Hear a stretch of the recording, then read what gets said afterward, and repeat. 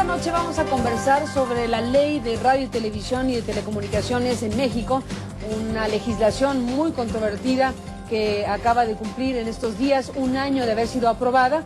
Pero ¿qué dirías si, la pregunta es esa, qué va de por medio en todo esto? Va la capacidad del Estado de regir un área estratégica y un recurso limitado que según la Constitución debe ser del dominio directo de la nación. La ley Televisa hizo tres cosas fundamentales, las tres son muy graves. La primera fue consolidó el dominio de los concesionarios sobre el espectro, relegando al Estado de la regulación y del dominio del espectro radioeléctrico. La segunda es expandió el ámbito de los concesionarios de radiodifusión a otros servicios que son los servicios de convergencia y telecomunicaciones, dándole preferencias indebidas sobre otros posibles competidores, ¿no? que fomenta concentraciones y monopolios en un área de por sí ya concentrada. Y finalmente protege a los concesionarios de radiodifusión de que pueda llegar a existir una regulación verdadera por parte del Estado. O sea, la ley Televisa instrumentó estos tres ejes como los ejes que le dan vida y lógica a todo el instrumento. Entonces, bueno, pues de por medio están nuestros medios, está nuestro debate público, está nuestra deliberación democrática, está la capacidad del Estado para actuar frente a entes privados. En resumen, está la República. Tú fuiste comisionada de la COFETEL y junto con tus compañeros de este órgano regulador, o sea, desde el órgano regulador anterior al que hoy está vigente, se emitieron recomendaciones, observaciones, se hicieron llamados de atención de todo tipo. Cuéntanos de esa experiencia que es muy importante porque retrata en buena medida un proceso realmente muy complejo que deja muy mal parada a la clase política mexicana. Creo que sobre todo en estos temas no hay excusa de no me di cuenta de lo que estaba yo haciendo. Nosotros como órgano regulador, la Comisión Federal de Telecomunicaciones tiene a su cargo de manera especializada todo el tema de las telecomunicaciones. Enviamos opiniones, hicimos una presentación al Senado de por qué afectaba esta ley Televisa a nuestro país y de por qué tenía muchos vicios de inconstitucionalidad. Sin embargo, estas opiniones no recibieron un eco favorable en la mayoría de los senadores. Pero también hicimos alerta al gobierno federal, las distintas instancias, a la Consejería Jurídica de Presidencia, Secretaría de Gobernación, a la misma Presidencia de la República, para que despertaran, para que vieran cuál era la trascendencia negativa si se aprobaba esta ley. En todo este proceso está la COFETEL sonando la alarma. Están los senadores que llevan 5 años tratando de elaborar una ley de medios sonando la alarma, están medios impresos sonando la alarma, están especialistas académicos sonando la alarma, está la Secretaría de Comunicaciones y Transporte sonando la alarma. La ley Televisa en sí es un síntoma de lo grave que puede llegar a ser el que tengan un poder desmedido las televisoras. Secretaría de Comunicaciones y Transportes, bueno, pasaron cosas muy extrañas.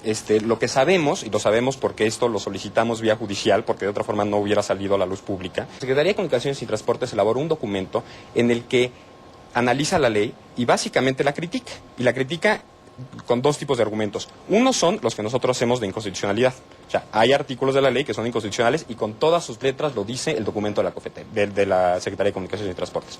Y otros dice, es una regulación que en aquellas partes que no es inconstitucional, no todo es inconstitucional, pero hay partes que no son inconstitucionales, es inconveniente.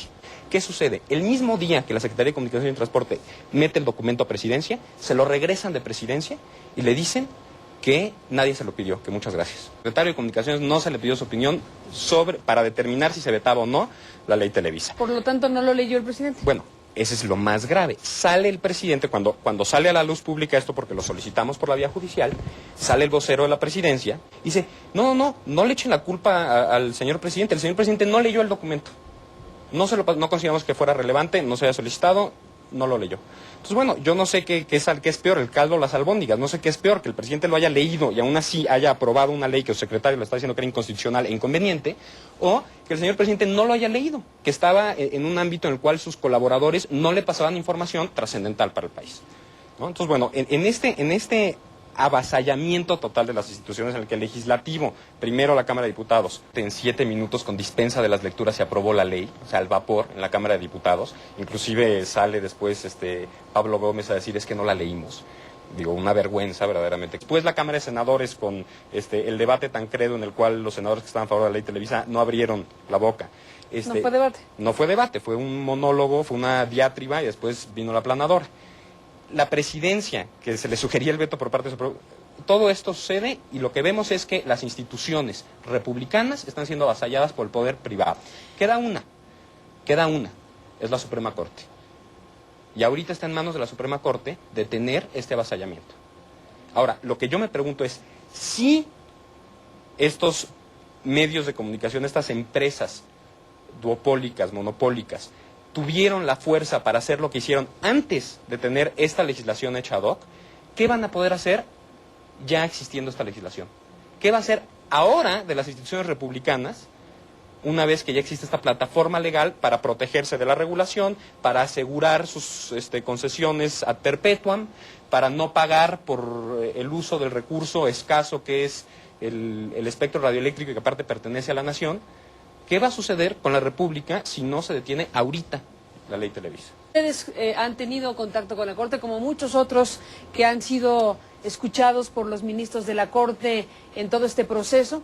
Hay que decir que una vez que fue promulgada la ley, muy pocos días después fue presentada el recurso de inconstitucional por un grupo de 47 senadores de la República y que, bueno, pues lleva ese año prácticamente también este proceso para la Corte. Puede haber tres aspectos. Uno, que declare la inconstitucionalidad de toda la ley.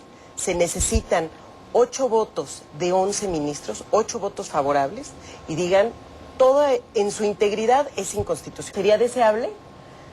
Pero no creo que suceda. Segundo punto es que diga, la ley Televisa cumple perfectamente con nuestra Constitución, con todos los principios que están metidos en esa Constitución. Eso me parece que sería gravísimo, ya ese sería el avasallamiento con aval incluso de nuestro árbitro supremo, que es la Corte. Nuestro garante constitucional. Nuestro garante constitucional.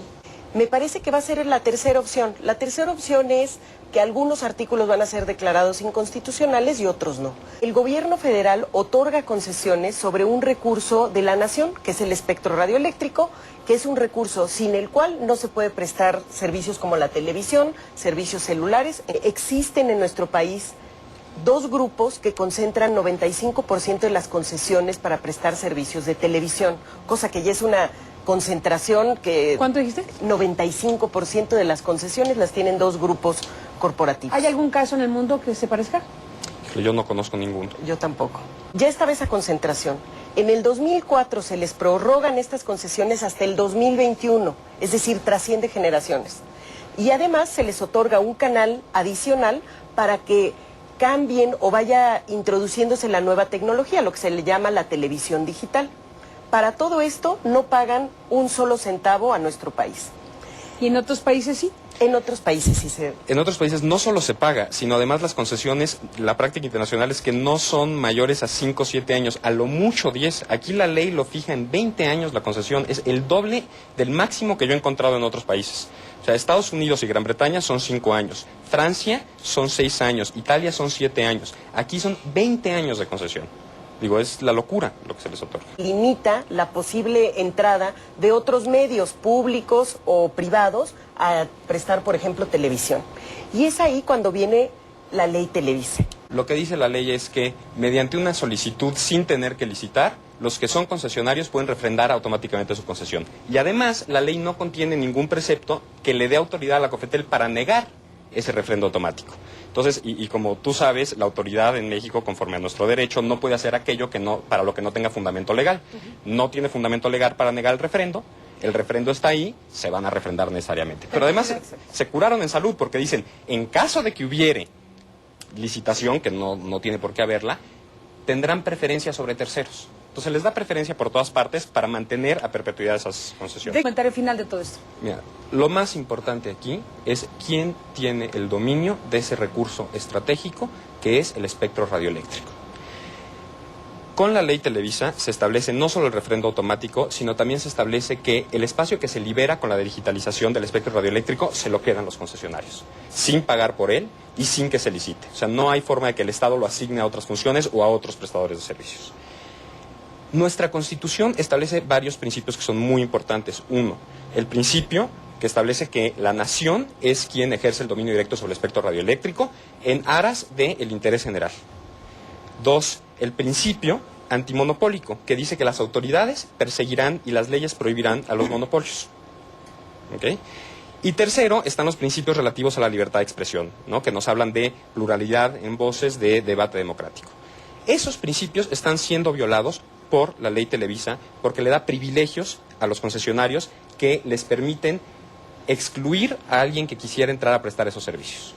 Con el refrendo automático, con el neozapatismo electrónico, como lo ha llamado el senador Corral, que es el espectro es de quien lo trabaja, o sea, ellos se quedan con el espectro cuando esto es liberado, con el pase automático a los mercados de telecomunicaciones, se quedan con el espectro y se violan estos principios. La pregunta ante la Corte es, ¿cuál es el papel de los principios constitucionales ante la legislación?